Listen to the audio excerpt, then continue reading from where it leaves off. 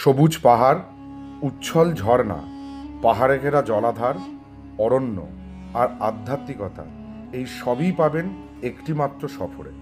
তাহলে চলুন আজ এই পর্বে আপনাদের সাথে করে ঘুরে দেখি আমাদের পড়শি রাজ্য বিহারের বর্ষণসিক্ত ঘন সবুজ সজীব প্রাণবন্ত বিন্ধ্য পর্বতের পূর্ব অংশের কৈমুরকে।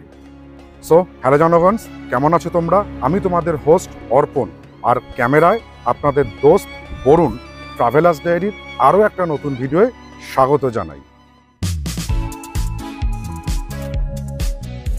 অঙ্গভঙ্গ কলিঙ্গ ট্রিপে আজ আমরা অঙ্গ তথা বিহার রাজ্যে চলে এসেছি। তাহলে চলুন আপনাদেরকে সাথে নিয়ে সুপ্রাচীন মাতা মুন্ডেশ্বরী দেবীর মন্দির দর্শনের মাধ্যমে আমরা শুরু করছি আমাদের কৈমুর দর্শন। আমরা ছিলাম সাসারামে। আমাদের হোটেল থেকে মুন্ডেশ্বরী মাতা দেবীর মন্দিরের দূরত্ব টোটাল 57 কিলোমিটার, আর যেতে সময় লাগবে 1 ঘন্টা 20 মিনিট।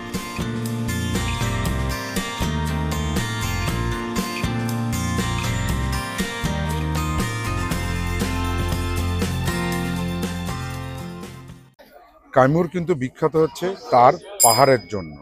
পাহাড়, সবুজে ভরা বনানী আর সবুজ ঘেরা জঙ্গল এবং আধ্যাত্মিকতার জন্য রয়েছে মা মুন্ডেশ্বরী দেবীর মন্দির। আর আমি এই মুহূর্তে দাঁড়িয়ে আছি মুন্ডেশ্বরী মন্দিরের পার্কিং লটে। আপনারা যদি কেউ গাড়ি করে আসেন তাহলে কিন্তু মন্দিরের ঠিক এই পর্যন্ত গাড়ি পার্কিং হয়, সেখান থেকে বেশ কিছুটা সিঁড়ি ভেঙে যেতে হবে উপরের মন্দিরে মাতা মুন্ডেশ্বরীকে দর্শনের জন্য। আর পুজো দিতে চাইলে দেখুন এখানে প্রচুর পুজো স্টল আছে, এখান থেকে আপনারা পূজা সামগ্রী কিনে পুজো দিতে পারেন মন্দিরে। চলুন এবার সিঁড়ি দিয়ে উপরে উঠে যাই মাতা মুন্ডেশ্বরীকে দর্শনের জন্য।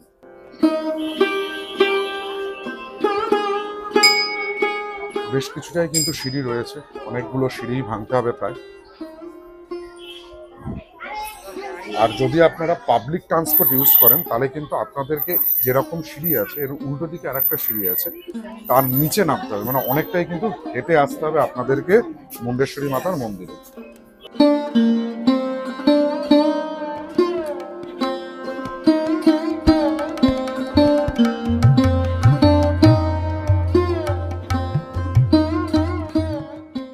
মাতা মুন্ডেশ্বরী মন্দির কিন্তু অ্যাকচুয়ালি ডেডিকেট করা হয়েছে শিব আর শক্তি স্বরূপা মা দুর্গাকে। শিব মন্দির যেহেতু, সেই জন্য এখানে শিব বিগ্রহ আছে। আর এই জায়গাতে রয়েছেন কিন্তু নন্দী মহারাজ, যিনি শিব ভগবান শিবের অনন্ত প্রতীক্ষায় বসে থাকেন। সেই নন্দী মহারাজ এখানে বিরাজমান। এটা হচ্ছে মন্দিরের প্রবেশদ্বার। আর মন্দিরটাকে বৈশিষ্ট্য যদি বলা হয় তাহলে মন্দিরটা কিন্তু হচ্ছে একটা অক্টাগোনাল স্ট্রাকচারে তৈরি হয়েছে। মন্দিরটা পরিক্রমা করব আমরা, তার আগে ভেতরে একবার মায়ের দর্শনটা সেরে নিই।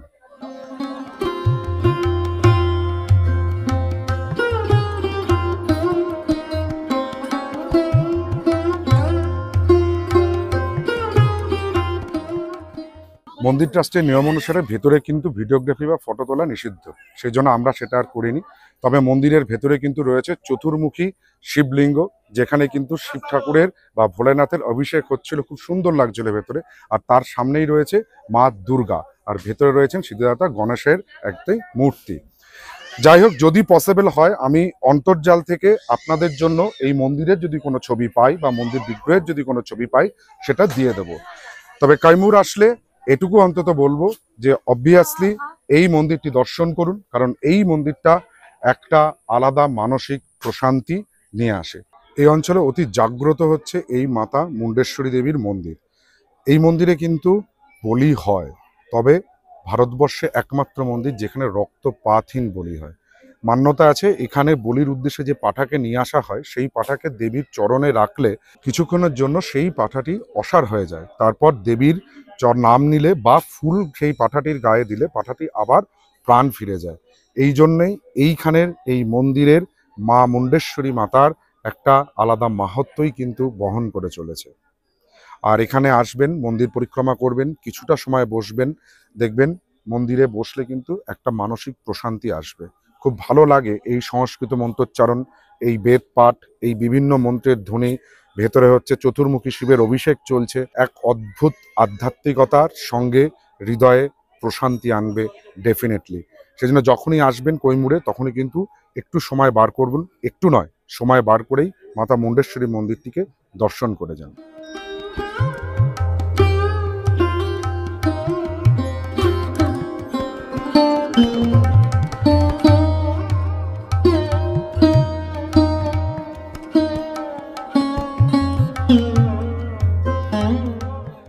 এবার আমাদের পরবর্তী গন্তব্য হচ্ছে কর্কটগড় ওয়াটারফল।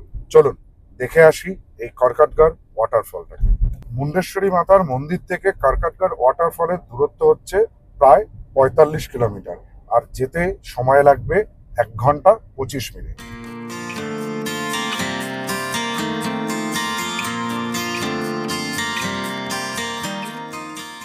কেন বলেছিলাম প্রকৃতির টানে সেটা বলছি। দেখুন, কর্কটগড় আসার সময় যে রাস্তাটা পড়বে, রাস্তাটা কিন্তু পাথুরে রাস্তা, লাল মাটির। আর ওই সামনে যেটা দেখতে পাচ্ছেন একদম, সেটা কিন্তু হচ্ছে এখানকার বন বিভাগের চেকপোস্ট। এই জায়গায় যখন আপনারা গাড়ি আনবেন, সেক্ষেত্রে আপনাদের 20 টাকা করে এন্ট্রি ফি। 20 টাকা মানে গাড়ির জন্য 20 টাকায় এন্ট্রি ফি দিতে হবে। এন্ট্রি ফি দিয়ে চলে যেতে হবে এই যে পুরো সবুজ পাহাড় দেখতে পাচ্ছেন সামনে, এই সবুজ পাহাড়ের মধ্যে কর্কটগড় ওয়াটারফল দেখতে। আপনারা যারা অ্যাডভেঞ্চার পছন্দ করেন, বা আপনারা যারা 4 চাকা নিয়ে বা 2 চাকা নিয়ে যে সমস্ত রাইডাররা আছেন, যারা নাকি একটা অফরোড ড্রাইভ করতে চান, তাদের জন্য কিন্তু আদর্শ জায়গা হচ্ছে এই কর্কটগড় ওয়াটারফল। কারণ এই ওয়াটারফলে যাওয়ার রাস্তাটা কিন্তু একদম পুরো পাথর সংকুল, চারিদিকে জঙ্গলে মোড়া রয়েছে। আর এই যে সামনের রাস্তাটা দেখতেই পাচ্ছেন, এখানে কিন্তু গাড়ি কিন্তু সেই পালকির মতন দুলে দুলে চলছে। এখানে আসলে কিন্তু ডিপ্রাইভ আপনারা কেউই হবেন না, বেশ ভালো লাগবে। প্রকৃতির ভেতরে অফ রোড একটা ড্রাইভ করে বা রাইড করে আপনারা পৌঁছাবেন কর্কটগড়ের পাদদেশে।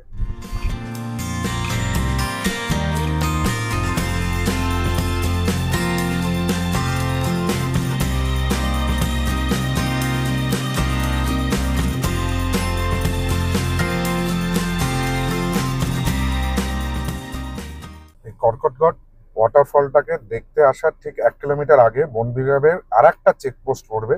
এখানে কিন্তু জনপ্রতি 20 টাকা করে, মানে 9 বছরের ঊর্ধ্বে যারা আছে তাদের জন্য 20 টাকা করে দিতে হবে, আর 9 বছরের নিচে যারা আছে বাচ্চারা, তাদের জন্য 10 টাকা করে দিতে হবে।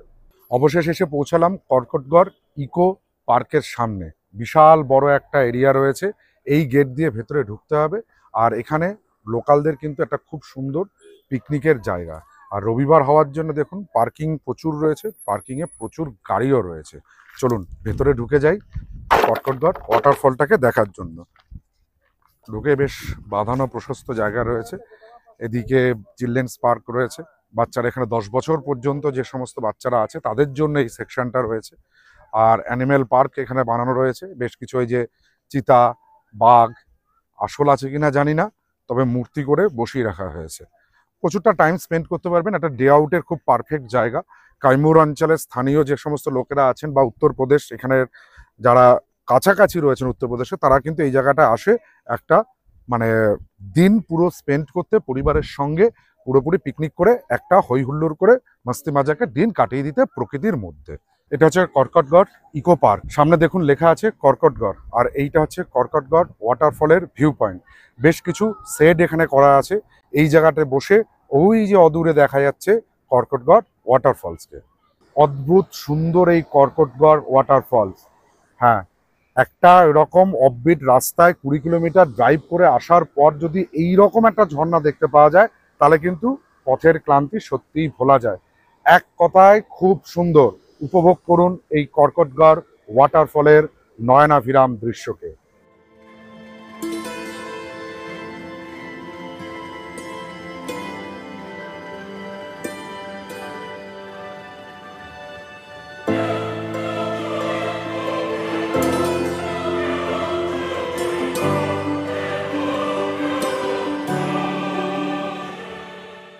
কর্কটগড় ওয়াটারফলের একদম কাছে এই মুহূর্তে বসে আছি। দূর থেকে যেটা দেখলেন সেই জায়গাটাই কিন্তু এই কাছে। এইখান থেকে এসে এই জলটা কিন্তু পড়ছে নিচে একটা ন্যাচারাল পুলের মধ্যে। আর দেখুন একটা ক্যানিয়নের সৃষ্টি হয়েছে। এই জায়গাটাকে দেখে কিন্তু এক কথায় আমরা বলতে পারি গ্র্যান্ড ক্যানিয়ন অফ বিহার। অদ্ভুত সুন্দর, কি সুন্দর দেখুন জায়গাটা।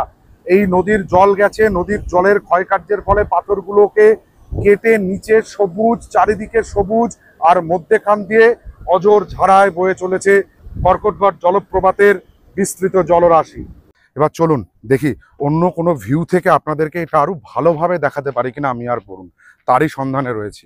হ্যাঁ, এই যে অবশেষে অন্য একটা রাস্তা পেয়েছি, ব্রিজ আছে, একটা হ্যাঙ্গিং ব্রিজ, বেশ সুন্দরভাবে রয়েছে, কাঠের তৈরি।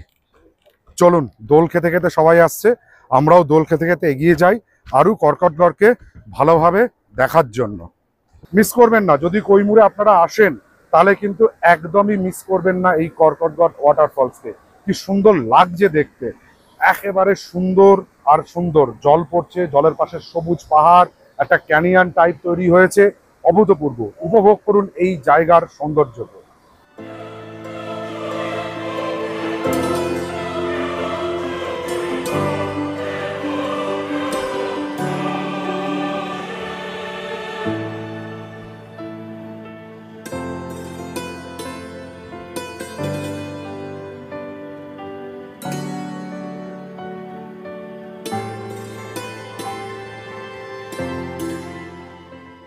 এই মুহূর্তে আমরা রয়েছি জাগদা হাওয়া লেকের উপরে। আমার ডান পাশে যেটা আপনারা দেখতে পাচ্ছেন সেটা হচ্ছে জাগদা হাওয়া লেক, আর আমাদের গাড়ি পাস করছে জাগদা হাওয়া বাঁধের উপর দিয়ে। কোথায় যাচ্ছি? আমরা এখন কর্কটগড় ওয়াটারফল দেখে চলে যাচ্ছি তেলহার ওয়াটারফল দেখার জন্য। এখান থেকে তেলহারের দূরত্ব হচ্ছে প্রায় 56 কিলোমিটার, আর যেতে সময় লাগবে প্রায় 1.5 ঘন্টার মতো। খুব সুন্দর এই জায়গাটা। আর সামনের দিকে দেখুন কৈমুরের যে হিল রিজিয়ান, যেটা সেই রেঞ্জটা রয়েছে, এখানে লেক, শান্ত স্নিগ্ধ পরিবেশ। উপভোগ করুন এই পরিবেশটা আর তার সঙ্গে তেলহারে যাওয়ার রাস্তাটাকে।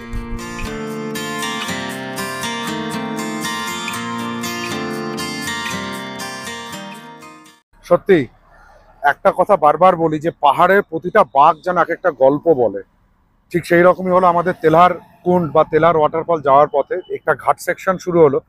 কি সুন্দর লাগছে কৈমুরের পার্বত্য অঞ্চলটা, পুরো সবুজ, আর তলাতে হচ্ছে কৈমুর ভ্যালি, যেখানে চাষবাস রয়েছে সেটাও সবুজ সবুজ সবুজ সবুজ আর সবুজ। এ জায়গায় দাঁড়িয়ে যেন মনে হচ্ছে পুরো সবুজের সাম্রাজ্যেই দাঁড়িয়ে আছি আমরা।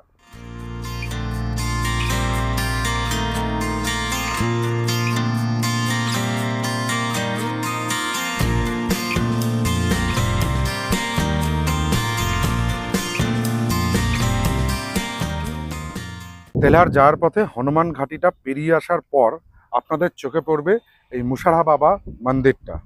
এই মন্দিরটা খুব অদ্ভুত ব্যাপার আছে, এটা কিন্তু আমাদের ভারতীয় যে ঐতিহ্য বা সংস্কৃতি তার একটা সংমিশ্রণ ঘটেছে। কারণ এই মন্দিরটার প্রতিষ্ঠাতা হচ্ছেন একজন মুসলিম, আর এখানে কিন্তু পুজো দেয় হিন্দু মুসলিম উভয় সম্প্রদায়ের লোকেরা। এটাকে বলতে গেলে এক জায়গায় হিন্দু মুসলিম সম্প্রীতির কোনো একটা বার্তা বহন করছে। চলুন, এই মন্দির দর্শন করার পর এবার চলে যাই আমরা তেলহার কুণ্ডের দিকে।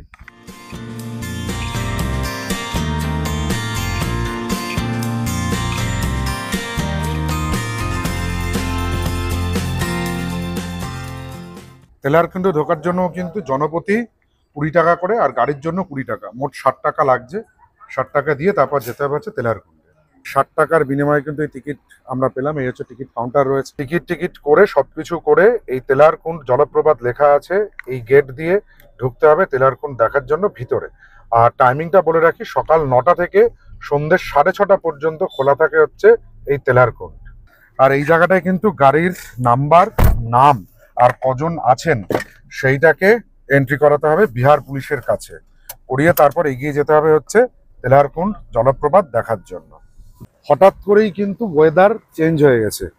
যখন আমরা এর আগে ছিলাম কর্কটগড় ওয়াটারফলে তখন কিন্তু বেশ রোদ ছিল, রোদের ঝালাপালা লাগছিল, আর এখানে আসতে না আসতেই হঠাৎ বৃষ্টি শুরু। হাতে চলে এসছে টল গ্রিন হ্যান্ডেবেল আমার সেই আমব্রেলা। আমার পিছনে যেটা আপনারা দেখতে পাচ্ছেন এটাই কিন্তু হচ্ছে তেলহার ওয়াটারফল। দুর্গাবতী নদী এখানে তার যাত্রা পথে 262 ফুট নিচে পড়ে এই জলপ্রপাতটা সৃষ্টি করেছে, আর তার তলায় তৈরি হয়েছে তেলহার কুণ্ড। এই জায়গাটাতে এই মুহূর্তে বৃষ্টি রয়েছে, চারিদিকে কিন্তু গ্রিন একটা মাউন্টেনের সারাউন্ডিং রয়েছে, রকি মাউন্টেন পার্ট রয়েছে, গ্রিনারিজ রয়েছে, সমস্ত কিছু রয়েছে। চলুন দেখে নিন এই বৃষ্টি স্নাত তেলহার ওয়াটারফলকে। জল কিন্তু একেবারে তলায় পড়ে মেঘের মতন ওপরে উঠছে। সত্যি খুব সুন্দর লাগছে। বারবার বলছি, এই অন্য বিহার কিন্তু আমাদেরকে হাতছানি দেবেই, খালি আমাদের নয় আপনাদেরকেও দেবে। বর্ষাকালে কোনো একটা সময় ছুটি দেখে আপনারা চলে আসুন এই কৈমুরে, আর উপভোগ করুন আধ্যাত্মিকতা, সংস্কৃতি, আর তার সঙ্গে জলপ্রপাত আর প্রকৃতির অপরূপ সৌন্দর্যকে।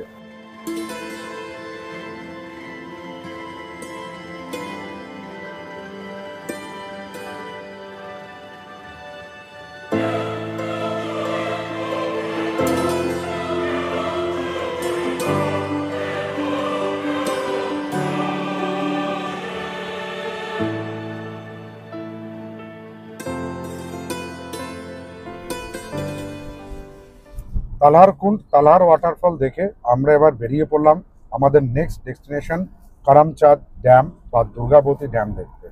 আর একটা ইনফরমেশন আপনাদের সঙ্গে শেয়ার করি, যদি আপনারা ভাবেন যে দেবী মুন্ডেশ্বরী মাতার মন্দির থেকে আসবেন এই তালহার কুণ্ডে, তাহলে সেক্ষেত্রে আপনাদের মাত্র 28 কিলোমিটার কিন্তু ট্রাভেল করতে হবে।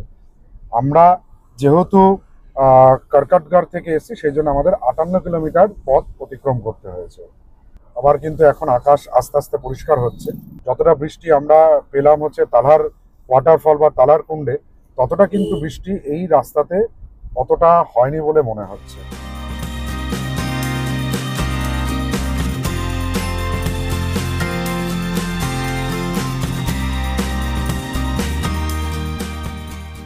অবশেষে আমরা এসে পৌঁছালাম করমচাঁদ ড্যাম বা দুর্গাবতী রিজার্ভায়ারের উপরে। দুর্গাবতী নদীর উপরে 2014 সালে করমচাঁদ গ্রামে কিন্তু এই করমচাঁদ জলের যে পরিকল্পনা সেটা নেওয়া হয় এবং এই বাঁধটা নির্মাণ করা হয়েছে। আর বোটিং কিন্তু ওখান থেকে হয়, বোটিং এর কাউন্টার আছে, আমি সেটা আপনাদেরকে দেখিয়ে দিচ্ছি, কোথা থেকে কি বৃত্তান্ত সেগুলো বলে দেব। আর একটা ইনফরমেশন দিয়ে রাখি, এখান থেকে কিন্তু গুপ্তধামের ট্রেক হয়। আপনারা যারা গুপ্তধাম ট্রেক করতে চাইছেন তারা কিন্তু এই বাঁধের পেছন দিকে যে পাহাড়টা দেখা যাচ্ছে, ওখানে ওই পরপর 5টা পাহাড় অতিক্রম করে কিন্তু ট্রেক করে যেতে হবে গুপ্তধামে, সেই গুপ্তধাম গুহায়। এই গুপ্তধামেও কিন্তু একটা বেশ সুন্দর পৌরাণিক কথা আছে বা কিছু আছে, মাহাত্ম্য আছে, সেটা না অন্য সময় হবে। তবে একটা কথা মাথায় রাখুন, যদি গুপ্তধাম ট্রেক করেন তাহলে কিন্তু হাতে অতিরিক্ত আর একটা দিন আপনাদের থাকতে হবে এই কৈমুরে। এই করমচাঁদ ড্যামের কিন্তু একটা টাইমিং আছে, এটা একটু আপনাদেরকে বলে রাখি, সেটা হচ্ছে সকাল 9টা থেকে সন্ধ্যা 6টা পর্যন্ত খোলা থাকে এই বাঁধ, তারপরে কিন্তু বন্ধ হয়ে যায়। আপনারা চাইলে কিন্তু এই করমচাঁদ ড্যামে নৌকা বিহারও সারতে পারেন। সেক্ষেত্রে আপনাদেরকে দেখুন এই যে টিকিট কাউন্টার আছে পিছনে, এই টিকিট কাউন্টার থেকে টিকিট সংগ্রহ করতে হবে। 50 টাকা জনপ্রতি নেবে, 15 মিনিটের জন্য এখানে কিন্তু নৌকা রাইড করা হয়। টাইমিংটা একটু মাথায় রাখবেন, এই করমচাঁদ ড্যামে নৌকা বিহারের টাইমিং কিন্তু সকাল 9টা থেকে বিকেল 5টা পর্যন্ত।